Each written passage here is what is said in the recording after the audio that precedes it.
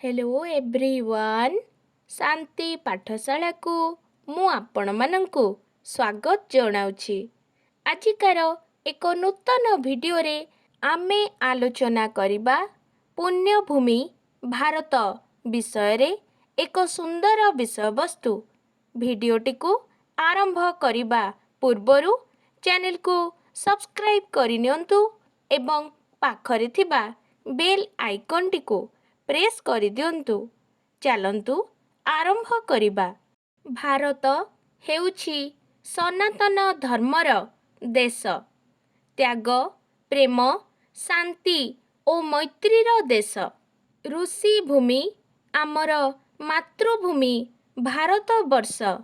धर्म नीतिशास्त्र आध्यात्मिकता जहा किछि मनुष्य को पशुत्व आचरणरू मुक्त करी देवत्वर संधान दिए।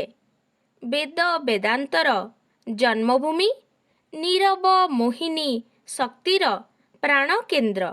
एही देश देवता मानंकर रमण क्षेत्र अटे। एही देशरे प्रथमे आविष्कृत होइथिब जटिल अथच अनित्य जीवनर परम सत्य। एहा सेही पुण्यभूमि जेउठी धर्म ओ दार्शनिक तत्व समूह इज्जित हुई तम समग्र विश्व को प्लावित करुछि। सेही सुजला सुफला स्वर्णप्रसू भारत वर्षर धार्मिक चिंताधारा विश्वर प्राचीन धर्मर पताका को उड्डीयमान करने समर्थ हेउछि। तेणु निर्द्वंद्वरे कुहाजाई पारे धर्म ही भारतीय जातीय हृदयर मर्मस्थली, जातीय जीवनर केन्द्र एवं भारतर मस्तकमणि सदृश, जହାର प्रकाशरे समग्र विश्व आलोकित हेउछि। पुनश्च भारत त्याग निष्ठा पथरे ब्रती होई रही आसीछि। त्याग ही भारतीय शास्त्रावलीर मूल तत्व।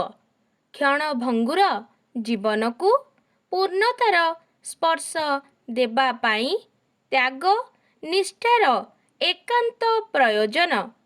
केतेक कहंती जीवनर मूल उद्देश्य हेउछि क्षणस्थायी जगत, भ्रम मात्र एक मिथ्या छाया। तेणु धर्म ही व्यक्ति जीवनर एकमात्र आवश्यकता।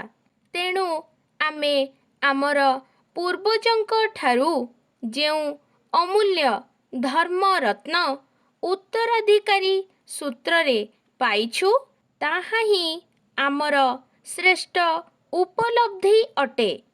ए सबु सूत्ररू भारत जे तपभूमि, ज्ञानभूमि, धर्मभूमि ओ पुण्यभूमि एहा सहजरे अनुमेय नुहे कि?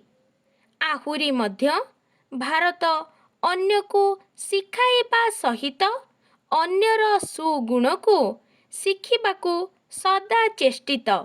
सबु धर्म ओ जाति को एक सूत्ररे बांधी रखिबा पाई सदा प्रयत्नशील। तत्संगे संगे भारत आर्य संस्कृति सारा विश्व को शांतिर वार्ता शिखाउछि। भारतर धर्म भावना सारा विश्व को आलोकित करुछि।